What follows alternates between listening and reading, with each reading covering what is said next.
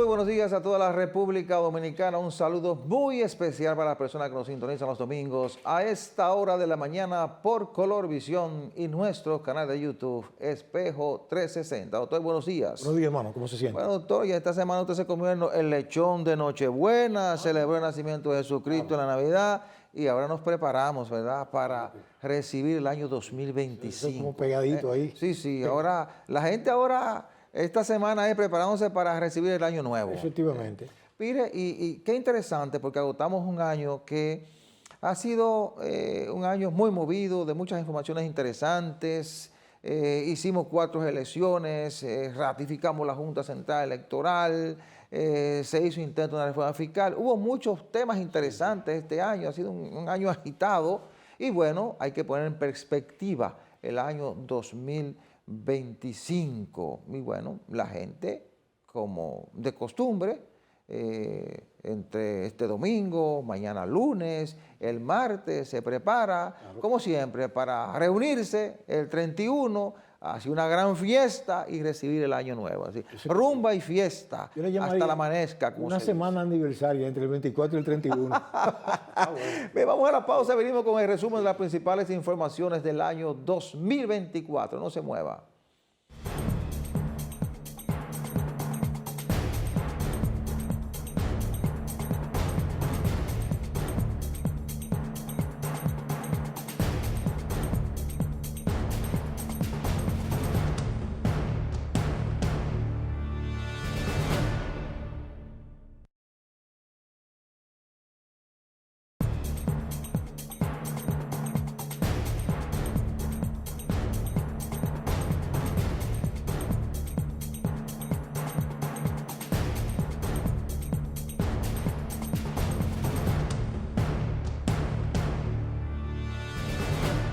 Como cada año, para esta fecha nosotros aprovechamos para hacer un recuento de cuáles han sido las principales noticias del año.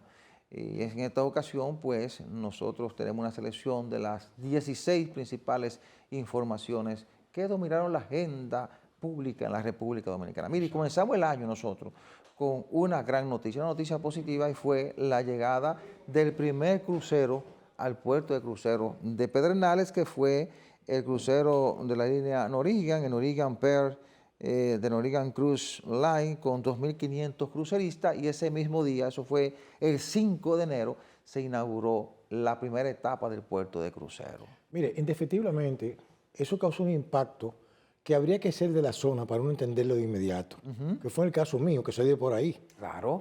Que eso era una región olvidada, abandonada, pauperada. No, y marcó el inicio del desarrollo de esa zona. Eso digo yo. Yo creo que ahí hay una ruta ya sin retorno, doctor. Claro, entonces eso implica, mire, fue tan impactante el asunto, que amigos míos de mi pueblo que permanecieron allá, me dicen que había lugares que tú ibas a Pedernales y los precios comenzaron a aumentar, pero era por la abundancia de oferta. Bueno, yo estuve ahí en la inauguración de esa primera etapa del puerto de crucero de Cabo Rojo y de la llegada del crucero, y bueno, estuve en un restaurante y se acabó la comida, se acabó el agua, de tanta gente que había. Que había una demanda. Pero después de eso se inauguró la segunda etapa y han llegado 5 cruceros este año a Pedernales. 5 cruceros y llegaron más de 10.000 cruceristas. Imagínense lo que viene en el 2025. Eso es lo que a mí me gustaría que se fomentara mucho aquí, lo que produce dinero, es así. Porque es inversión que sea retornable. Es así. Bueno, también, doctor, en enero se aprobó la ley 124, que fue la manzana de la discordia, porque diferentes sectores comenzaron a advertir que se vulneraban derechos fundamentales. El presidente la retiró por las presiones de la población.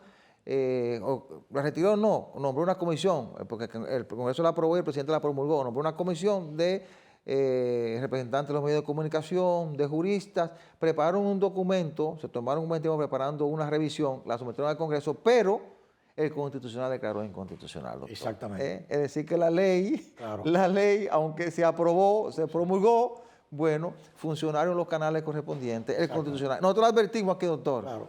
Mire, para esa ley, yo siempre pensé aplicarle lo que llamó García Márquez, la famosa novela, Crónica de una muerte anunciada. Pero yo tengo que aprovechar para hacer una crítica a los asesores legales del presidente. Porque de verdad, y conozco muchos de ellos de cerca, muy de cerca.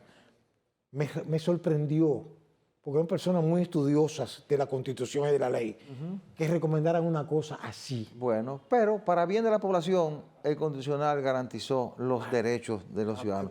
Otra información que dominó la agenda este año, en febrero, comenzando en febrero, fue, bueno, comenzando no, fue a mediados de febrero, fueron las elecciones municipales en las que el PRM barrió, logró la mayoría de las alcaldías. El PRM ganó, ganó el 75% de las alcaldías, el PLD el 13%, Fuerza del Pueblo un 4% y el Partido Reformista un 4%. El PRM logró 121 alcaldías y 150 distritos, el PLD alcanzó 16 alcaldías y 26 directores de distrito, Fuerza del Pueblo 6 alcaldes y 10 distritos, el PRD alcanzó un alcalde, el PRCC 7 alcaldías y 7 distritos, Justicia Social 4 alcaldías y 7 distritos. Ahí el PRM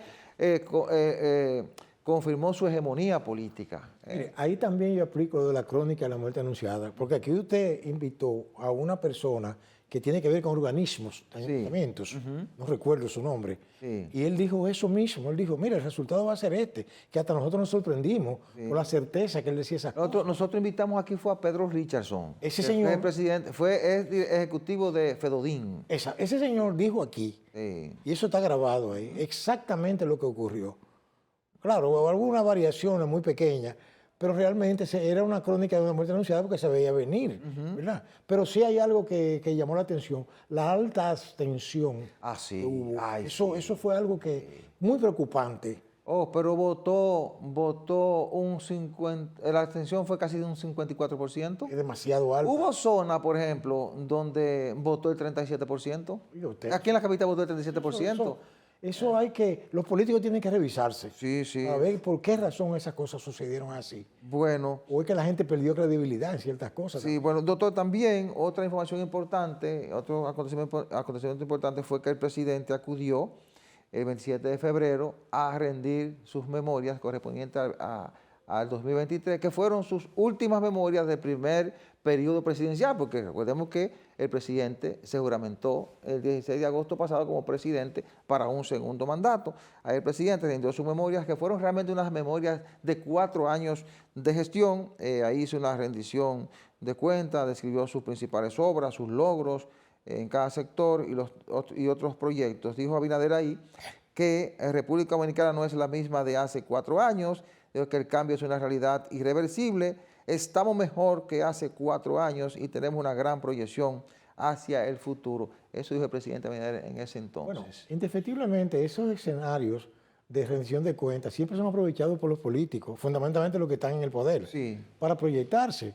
Ahora, lo que a mí me extraña es insistencia cuando ya la persona no va a volver a aspirar a ese cargo. No, recuerde que él aspiraba a ese cargo, porque esa fue la rendición de cuentas el 27 de febrero. Sí, yo entiendo, pero que lo que quiero decirle es que usted sabe que siempre se piensa hacia futuro. Sí. Hacia futuro, pues ya estaba... No, pero ahí todavía él seguía pensando hacia futuro, porque era candidato para las elecciones de mayo, doctor, recuerde. Correcto, yo lo entiendo, eso fue en febrero. Lo que me da la impresión de que quizá hubo factores que después hicieron cambiar la idea. Usted me está entendiendo. ¿Y por qué, yo pregunto, por qué insistía en esa reforma de decir, no se va a volver, si ya lo decía la Constitución? Creo que usted me siguió. Usted dice reforma constitucional. Bueno, sí, porque quizá había el deseo sutil de la gente que rodea. Sí, y él comenzó a hablar de eso en la campaña electoral. Claro. Sí, tiene razón. Claro. Tienes razón. Porque sí, pero es correcto lo que usted dice. O sea, él tenía su aspiración. Pero al momento del discurso, donde él hablaba que República Dominicana es un país diferente, ahí sí todavía tenía razón eso, y que él proyectara el país que proyectó, porque estaba compitiendo por la presidencia y por el control del Congreso, que en efecto lo logró. Exacto. Es más, sin entrar en juicio de valor, ¿sabes cómo yo pienso de los políticos? Pero es verdad, no es el mismo país. Sí. No, las cosas viven cambiando continuamente. Para bien o para mal, no sabemos, pero sí sabemos que hay un cambio. Es así, doctor. Mire, y comenzando marzo, se produjo un acontecimiento importante. Las 3 principales fuerzas políticas de oposición llegaron a acuerdos, aunque solo fue en lo congresual. En lo presidencial fueron solo en la primera vuelta, decidieron ir solo a la primera vuelta, pero ellos ahí pactaron que quien lograra alcanzar más votos iba a recibir el respaldo de los demás si se producía una segunda vuelta electoral. Eso nosotros analizamos aquí. Yo digo que eso va a ser un fracaso. ¿Por qué razón? Porque es que no hay unidad de propósito. Porque no es verdad que usted puede llegar dividido a un final. No. Yo planteaba que tenían que tener un candidato que fuera creíble, potable, fuera de las aspiraciones de todos ellos.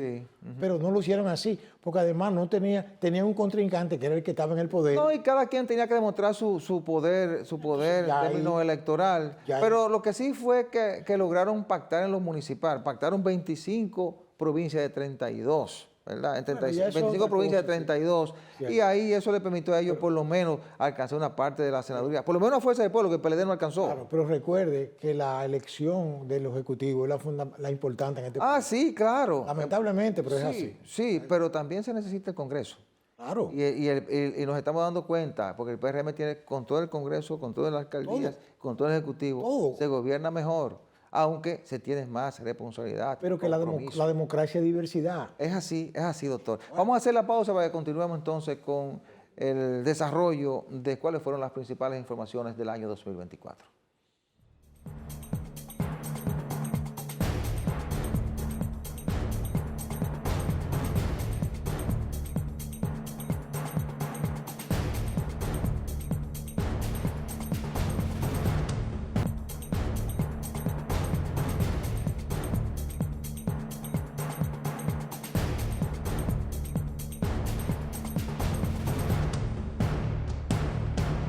A finales de marzo, pues el primer ministro haitiano, Ariel Henry, tuvo que dejar la posición. Salió al exterior a participar en un evento internacional y por las presiones de las pandillas, atacaron, usted recuerda, doctor, atacaron creo que el aeropuerto, la presión de las pandillas, la situación que se creó, se le imposibilitó regresar, entonces hubo que llegar a un acuerdo para que Ariel Henry dimitiera en el extranjero y se diera paso al nombramiento de un nuevo primer ministro en Haití y a la conformación de un consejo presidencial para crear las condiciones de la llegada de la misión de pacificación a Haití, encabezada por los kenianos, y crear las condiciones también para la celebración de elecciones en el 2026. Esa fue una noticia que también dominó el año 2024. Pero eso también demostró que el líder pandillero, como yo le llamo, ¿verdad? Sí.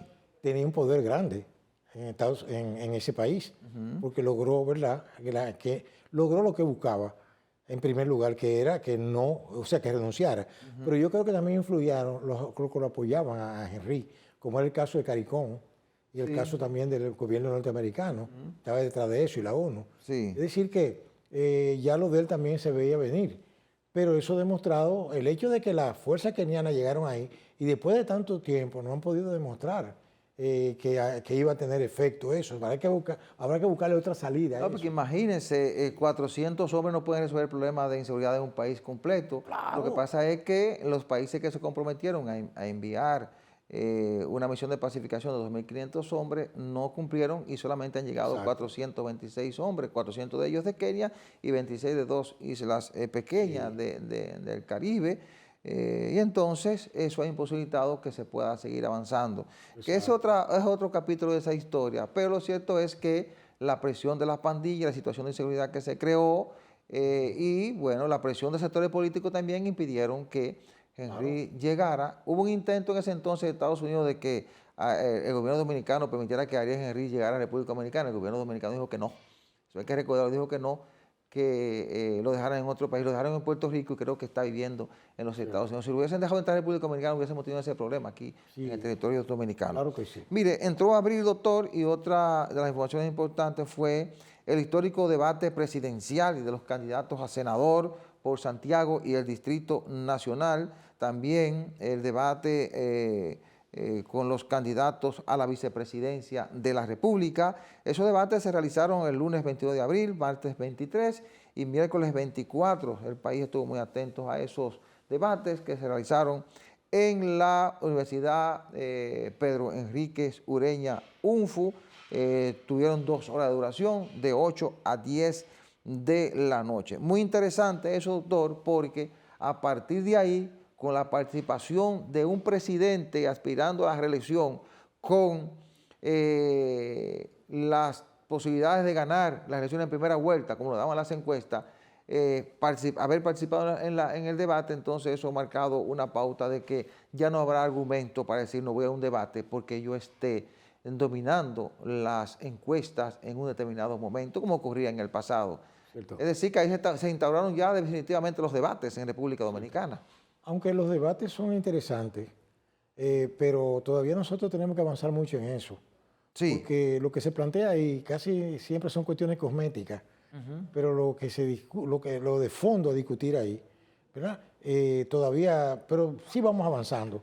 Pues yo creo que eso... Pero todavía la población tiene la oportunidad de escuchar a sus candidatos. Sí, hay gente que se descalifica en los debates. También, hubo un candidato a senador que se descalificó. Ahí yo vi uno, sí. Que no pudo argumentar lo suficiente. No pudo, sí, porque no tenía argumento. No pudo argumentar lo suficiente, no pudo salir de determinadas situaciones. Cierto. Y eso lo hizo quedar muy mal. Esa es la parte positiva de los debates. Sí, que hay gente que no pasa en esa prueba y la población dice, espérate, ¿cómo voy a votar por este candidato? Ese es el peligro. Y es una pena porque ese señor fue un político muy activo, parece que ya había perdido ciertas facultades o tenía algún problema de salud. Algo sí, así. Entonces, pero en términos presidencial es importante porque te permite que la población en sentido general vea por lo menos a su candidato sometido a un momento de presión, respondiendo a temas fundamentales de la nación, y tú puedes decir, bueno, mira, yo estaba indeciso, yo puedo votar por este candidato o por el otro. Sí. Porque hay gente que va y ve esos debates y los ve simplemente por verlo y escucharlo porque ya tiene su decisión tomada.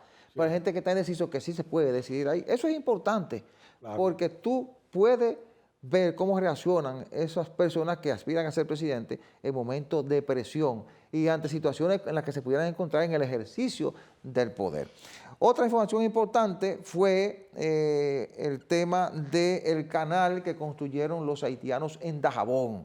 Lo conectaron a final de abril, doctor. Recuerde que tuvimos mucho tiempo con el debate, los haitianos construyendo su canal, diciendo que necesitaban agua, que iban a desviar las aguas del río Masacre, y lo lograron. Buscaron recursos. En principio, el gobierno haitiano, o lo que quedaba del gobierno, decía que ellos no tenían nada que ver con eso, que eso eran independientes que estaban construyendo el canal. Al final de la jornada, el gobierno reivindicó la construcción y dijo que sí, e incluso comenzó a presionar a la República Dominicana con respecto a la construcción del canal. República Dominicana apeló al acuerdo de 1929, argumentó una violación, lo llevó eso al plano internacional. La OEA vino, hizo unos amaracos de investigación, no hizo absolutamente nada. Pasó el tiempo, conectaron su canal y ahí está el canal funcionando. Sí. Mire, como es de costumbre, los haitianos vieran de 100 tratados que firman con nosotros, vieran 105. Sí. Imagínense usted. Y en segundo lugar, violan esa norma establecida desde hacía mucho tiempo para el respeto mutuo, pero hubo una norma que no pudieron violar, la de la naturaleza. Sí. Porque entonces la naturaleza se ha encargado de castigarlos con eso. Lo último que hubo, que ahora, con estas temporadas de lluvia y estas cosas, fue un desastre. Sí. Un desastre. O sea, porque eso no se lo advirtieron los técnicos. Lo advirtieron, señores, no hagan eso así. Eso está mal, eso es un disparate. Mire lo que sucedió. Sí. Es decir, que lamentablemente, cuando no hay dirección, cuando no hay un cerebro que dirige un país, ahí se dan esas cosas. Se han producido inundaciones, pero en momentos de lluvias que no son momentos que pudieran ser más críticos si se produce un huracán en la zona. Pero que no se puede, exacto. No se porque si se produjera un huracán en la zona que traiga más lluvia de la que han traído hasta este momento, se puede producir un desastre, no solo de aquel lado, sino también de este lado, porque las autoridades dominicanas advirtieron que eso también pudiera provocar un problema de inundaciones del lado de Dajabón. Pero por Dios. Pero lo que queremos resaltar es que fue una de las informaciones que dominaron la agenda en este año que concluye, y que, fue una de esas informaciones que mantuvieron a la población atenta permanentemente a estos acontecimientos. Correcto. Bueno, doctor, también comenzando mayo, nosotros entramos en lo que fue el proceso de final de la campaña electoral, y el 19 se realizaron las elecciones presidenciales, que ese fue uno de los principales acontecimientos de este año. República Dominicana realizó elecciones presidenciales y congresuales. El presidente del PRM ganaron con un 57.45% y lograron el control del Congreso y retener el Ejecutivo. El PRM ganó, reitero, con 57.45%, logró el PRM de manera particular 48.42%, los aliados le aportaron 9.5%, ganó 29 senadores, 144 diputados, con mayoría absoluta en el Congreso Nacional. De los 8.145.548 electores en el padrón, votaron 4.429.007 personas, 67.941 votos nulos. Leonel Fernández alcanzó un segundo lugar con 1.257.619 votos, 28.84%. Y el PLD, con Gabriel Martínez como candidato, alcanzó 452.930 votos en una tercera posición con un 10.39%. Parece ser que la abstención fue más alta que la participación. Sí, la abstención fue elevada. Y eso es un factor que debe llamar la atención para la clase política nacional. De hecho, la Junta debe analizar eso el próximo año. Claro, porque para la mayor legitimidad, claro está que tenemos el 50+1, pero ¿50 de qué? ¿Usted comprende? ¿50 de qué? Es así. Es decir, que no invalida, pero sería más potable que la gente pudiera expresarse. Entonces los políticos deben cambiar el discurso, cambiar las cosas para que la gente le dé mayor credibilidad al asunto. Es así. Las elecciones fueron para mí la principal información del año 2024 y la Junta Electoral pasó su prueba organizando esas elecciones. Vamos a la pausa y regresamos con el desarrollo del programa.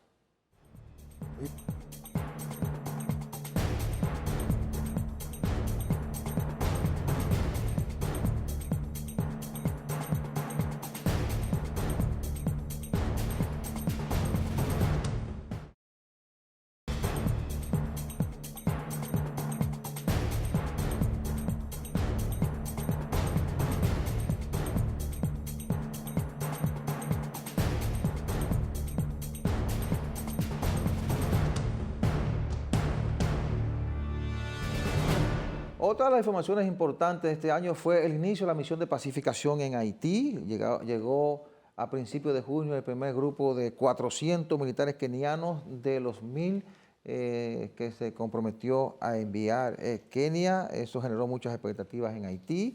En ese entonces Jimmy Cherisev se recogió, ¿verdad? Pero a través del tiempo ha vuelto a recuperar terreno y está cada vez más activo enfrentando a las fuerzas policiales en Haití. Mire, el fracaso de esa misión, que yo siempre he insistido en eso, se veía venir desde su origen, porque en el mismo Kenia las autoridades, diríamos judiciales, bloquearon ese al principio, usted recordará, ¿verdad? El envío de tropas, porque entendían que la constitución keniana no permitía eso, a tal punto que hubo un fallo. Claro. Pero por encima de ese fallo enviaron, ¿entiendes? Entonces otro fallo fue del mismo Estados Unidos que se comprometió a una cifra y no la dio. Sí, 2 centavos. Claro, y varios países de Naciones Unidas que se comprometieron a enviar a completar el grupo de 2.500 hombres, no aportaron los hombres. Solo Kenia ha cumplido, y creo que Bahamas y Trinidad y Tobago. Después los demás países no han cumplido ni con los hombres, con los militares que debieron enviar, ni las armas, ni los recursos. Y posiblemente ahora será peor el asunto, porque posiblemente la nueva administración norteamericana no está dispuesta a estar apoyando ciertas cosas. Bueno, lamentablemente. Lamentablemente, eso es una preocupación para nosotros. Claro que sí. Porque a la medida que eso empeora de aquel lado, ojalá que peor la situación en este país. Bien, en agosto se produjo otro acontecimiento importante y es la juramentación del presidente Luis Abinader por un segundo mandato presidencial por 4 años, un gobierno en el que ha comenzado a enfrentar múltiples desafíos. Desafíos como una serie de reformas que ha planteado el presidente Luis Abinader, ya impulsó la reforma constitucional, reforma del Código Laboral, entre otros temas que son de interés. También en ese mes de agosto el presidente Abinader sometió la reforma constitucional, específicamente el 20 de agosto. En ese entonces, pues, el presidente planteó modificar la Constitución en 4 puntos. Fue modificada, primero, para unificar las elecciones, un Ministerio Público independiente, ¿verdad? Aspectos que fueron aprobados por el Congreso Nacional y promulgada esa Constitución, doctor. Bueno, sí, eso se ve, es positivo para mí en cierto modo. Lo que pasa es que hay una reiteración. Ciertamente yo esperaba, como abogado también ciudadano, que la independencia del Ministerio Público no dependiera, valga la aparente cacofonía, de la voluntad del Ejecutivo. Porque según veo, solo él podrá proponer, ¿verdad? Y no habrá terna. Ah, bueno, para el caso del procurador. Claro, exacto, y eso da, me lleva a mí a entender que la independencia va a ser relativa, no absoluta. Bueno. ¿Comprende? Pero esa fue una promesa del presidente, ¿verdad? Sometió una reforma para darle mayor independencia al Ministerio Público, se aprobó el aspecto del Ministerio Público, se aprobó el aspecto de la unificación de las elecciones, un solo día en mayo, y se aprobó lo de los candados a la reelección presidencial. No quiero que se me quede este puntico antes de usted pasar. Sí. Y es que debió cambiarse el término por decir, diríamos, independencia del Procurador General. Ya. Pero porque el Ministerio Público es independiente. Ok, bien. Otra de las noticias importantes fue que el gobierno comenzó un recorte de gastos y anunció la eliminación de varias instituciones, la fusión de otras para reducir unos 25.000 millones de pesos en el Estado dominicano. Las instituciones que se van a fusionar son el Ministerio de Educación Superior, Ciencia y Tecnología, que será asumido por el Ministerio de Educación, el Ministerio de Economía y Desarrollo, que se fusionará con el Ministerio de Hacienda, que será en lo adelante el Ministerio de Hacienda y Economía, el Ministerio Administrativo de la Presidencia, que se suprime y será Secretariado Administrativo bajo la Presidencia, el Instituto Agrario, que será absorbido por Agricultura, el Consejo Nacional de Investigación Agropecuaria, que se integrará al Instituto de Inversión Agropecuaria, la Administradora de Subsidios Sociales ADES, que se fusionará con el programa Supérate, la Comisión Presidencial de Apoyo y Desarrollo Provincial, que se fusionará con el Ministerio de la Vivienda, los comedores económicos, que se integrarán al Plan Social contra la Pobreza, conocido como el Plan Social, y van a eliminar, están en el proceso de eso, la Caja de Ahorros para Obreros y Monte de Piedad, la Comisión Sectorial de Reforma y Organización del Sector Agropecuario, el Consejo de Desarrollo Dominicano del Exterior, CONDEX, el Consejo Nacional de Población y Familia y la Comisión Presidencial de Modernización y Seguridad Portuaria. Además, la Comisión Empresarial para el Desarrollo Hipotecario y Fideicomiso, la Comisión Internacional de Asesora de Ciencia y Tecnología y la Dirección Nacional de Fomento y Desarrollo de la Artesanía, FODEARTE. Es decir, que ahí con eso el gobierno comenzó ese proceso de reducción del Estado, que está dando cumplimiento ahí el gobierno a una promesa del presidente, que la comenzó en el pasado gobierno con la eliminación de bienes nacionales, que lo fusionó con el SEA, la eliminación de la OISOE, que pasó, sus funciones pasaron al Ministerio de la Vivienda, y entre otras instituciones. Mire, eso me recuerda a un escrito de Honoré de Balzac, aquel famoso francés, que decía que el Estado es un organismo gigantesco dirigido por pigmeos. Y él propinaba, porque el Estado era un gigante, y eso era un problema, no funcionaba. O sea, y yo veo positivo el que se vaya achicando el Estado, porque eso achica los gastos corrientes del gobierno, del Estado propiamente dicho, y hace la vida más funcional, porque ¿para qué tanto organismo? Si aquí había organismos, eso no es de ahora que yo vengo observando eso, que para la misma cosa habían 10, 12, 20 instituciones, no. ¿Para qué? La verdad, eso está ligado al clientelismo político, a los empleos, la cosa, eso es otra cosa. Hay instituciones que son innecesarias. A veces usted ve un solapamiento de funciones. Claro. Usted observa una comisión presidencial construyendo obras que la puede perfectamente construir obras públicas. Claro. O se encuentra una construyendo vivienda que perfectamente debe construir la Ministerio de la Vivienda. Bueno, que la construya un órgano dentro del Ministerio de Vivienda, sí, pero dentro del Ministerio de Vivienda. Y usted va revisando, hay instituciones que usted da cuenta, son innecesarias. Y vamos agrandando demasiado el Estado, cargando la nómina supernumeraria, y por eso a veces el dinero no nos alcanza, doctor. El dinero no nos alcanza. Mire, nosotros teníamos un presupuesto cuando Leonel Fernández asumió el poder, que era de 30.000 millones de pesos. Hoy el presupuesto es de 1.600.000 millones y no nos alcanza. Tenemos un déficit de casi 200.000 millones de pesos. El nivel de gasto, claro está que entendemos, como hemos hablado siempre, que el desarrollo y el crecimiento traen mayor inversión. Claro que sí. Lógico. Claro que sí. Pero que hay que equilibrar lo que se llama la inversión en gasto corriente y gasto de capital. El gasto de corriente no crea desarrollo. No. No, es el gasto de capital, que también incluye gasto corriente, pero derivado de la tasa de retorno de esa inversión. Es así, doctor. ¿Comprenden? Eso ya estamos claros. Es así, Sí. es así. Y entonces esa es una información muy importante para el país porque hay que bajar el tamaño al Estado dominicano. Hay que fusionar o eliminar las instituciones que sean innecesarias. Yo creo que con eso el gobierno está cumpliendo con una promesa que hizo el presidente Abinader en el 19 cuando era candidato presidencial. En eso yo no tengo ningún tipo de temor en reconocerlo. Hay gente que a veces no le gusta reconocer determinados aspectos para que no los vinculen o los señalen muy cercanos al gobierno de turno, pero hay que reconocer las cosas cuando están bien hechas. Claro hay que criticarlas cuando no están bien. Y para mí, reducir el Estado está bien, sobre todo cuando se trata de instituciones innecesarias. Bueno, es así. En octubre, doctor, el gobierno presentó la Ley de Modernización Fiscal.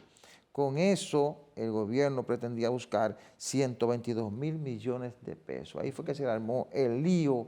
Esa fue otra de las grandes informaciones de este país el año que concluye. Ahí fue que se le armó el lío al gobierno, porque hubo tanta presión, tanto rechazo de sectores que veían que la reforma le iba a afectar, que hubo un momento en que la gente estaba a punto de salir a las calles a protestar. ¿Qué hizo el presidente? Ante tanta presión y tanto rechazo, retiró el proyecto de reforma de organización fiscal, independientemente de que el país lo necesita. Bueno, yo siempre he planteado aquí, he sido muy claro en eso, de que aquí el problema fundamental que tiene el gobierno no es la falta de recursos, no, es el excesivo nivel de gastos que hay aquí. En eso están de acuerdo hasta ellos mismos. Es así. Oiga bien, entonces, porque si un país que está en crecimiento, que es líder en el área, entonces, ¿por qué tenemos que estar cogiendo tanto dinero prestado? ¿Por qué tenemos que estar haciendo tantas reformas?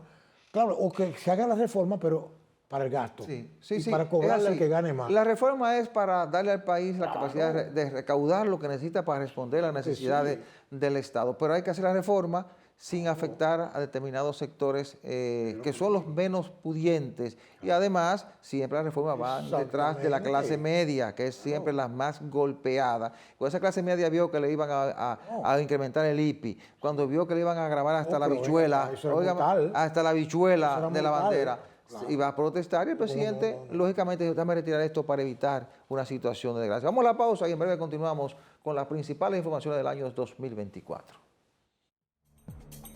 Yo me encontré con una cliente que está casi en ese.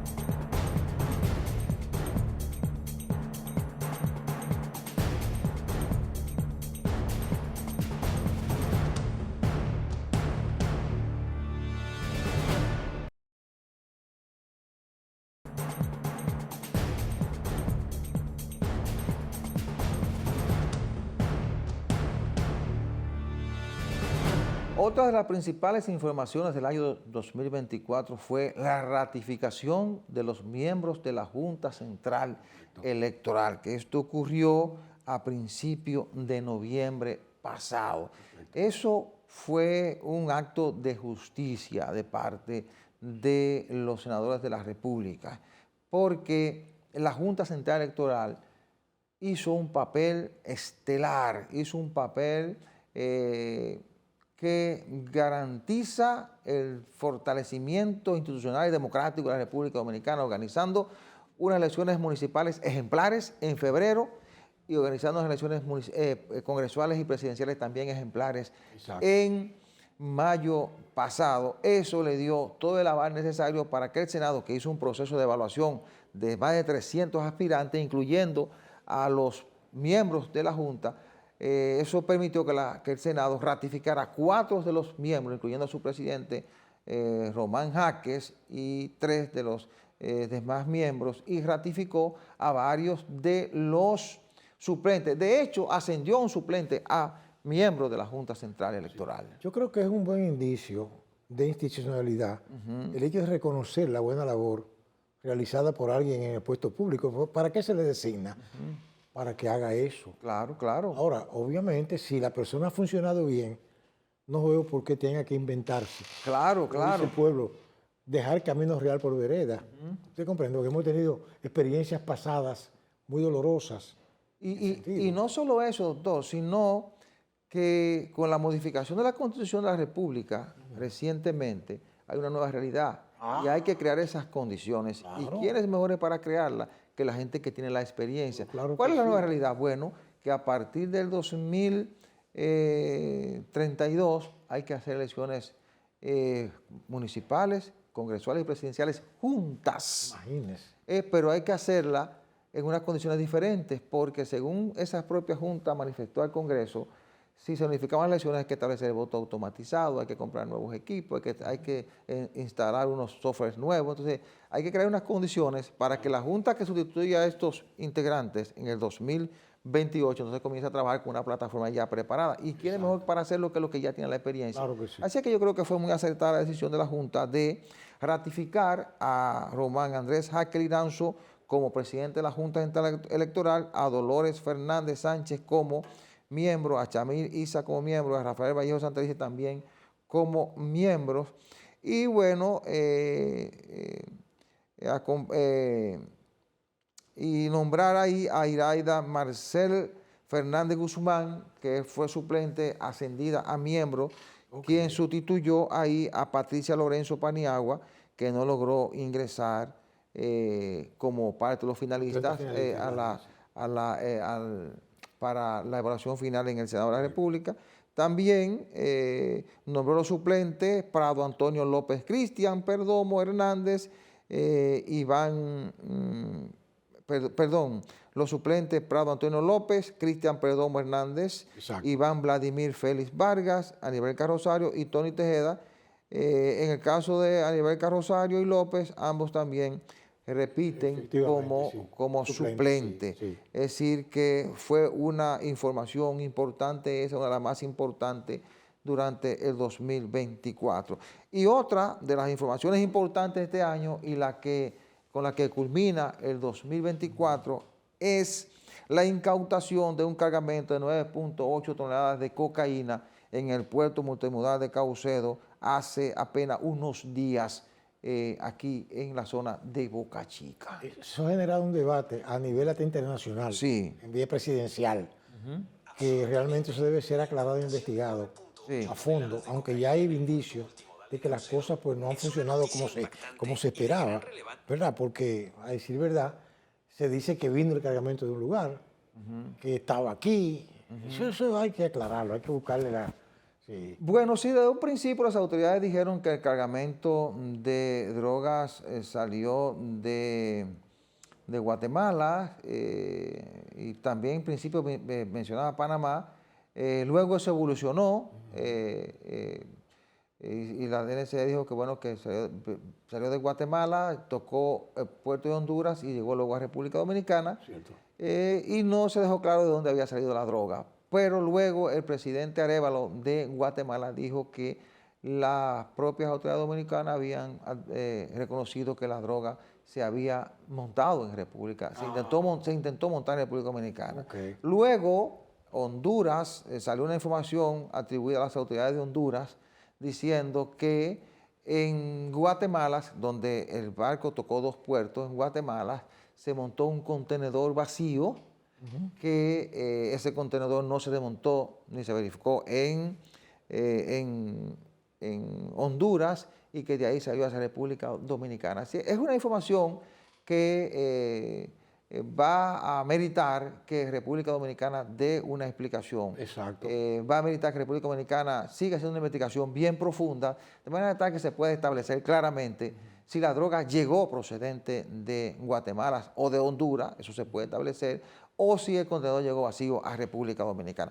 Llegar a vacío o no, el acontecimiento de incautar 9.8 toneladas de cocaína es una noticia extraordinaria en cualquier país del mundo. Eso es lo que yo quiero resaltar como una noticia importante, que de hecho aquí en el país se han incautado más de 40 toneladas de cocaína, es decir, le han estado dando golpes fuertes al narcotráfico en los últimos años en la República Dominicana. Lo que suena peligroso es que se podría estar convirtiendo el país en una especie de almacén. Bueno, peligroso todavía. Muy peligroso. Sí, porque circulaba la versión que esa droga llegara de Colombia para montarla aquí, claro, en ese contenedor en la República Dominicana. Yo creo que es una información de mucha trascendencia y por lo que ha generado, lo que usted citaba, los comentarios que ha generado y las declaraciones incluso de un presidente, que es el presidente de Guatemala, involucra, reitero, obliga, reitero, a República Dominicana a investigar con toda la minuciosidad posible para dar una explicación lo más convincente. Si el contenedor llegó vacío, bueno, que día que llegó vacío, que intentaron montarlo aquí, pero el hecho más importante es que se incautó ante todo, los 9.8 toneladas de cocaína. Bien, con esta información nosotros hemos cumplido como cada año con un resumen de las principales noticias del año 2024. Hemos hecho una selección rigurosa de las 16 principales informaciones noticiosas del año 2024. Nosotros queremos que ustedes celebren el día de Año Nuevo con toda la tranquilidad, con toda la seriedad posible, con toda la responsabilidad posible, para darle la bienvenida al año 2025 sin muchas informaciones que lamentar. Así que como cada año la gente pueda celebrar las fiestas de Año Nuevo, que lo hagan en familia, que reflexionen sobre lo que ha pasado en el 2024, que es el año que despedimos el próximo miércoles, y que pongamos en perspectiva el 2025, que apunta que será un año interesante. Quizá el próximo año nosotros estemos hablando de nuevo de una posible reforma fiscal, porque del 2025 es un año en que todavía no hemos entrado en un año preelectoral y se pudiera involucrar la clase política, social y empresarial en debatir un proyecto de reforma que le permita al país darle al Estado la capacidad de recaudar los fondos que necesita el gobierno para enfrentar los problemas de la sociedad dominicana. Bien, nosotros deseamos una feliz fiesta de Año Nuevo y que este 2025 sea un año de grandes logros y muchas bendiciones. Gracias por sus atenciones. Nos volveremos a encontrar el próximo domingo a la misma hora y por este canal. Buena suerte, buenos días.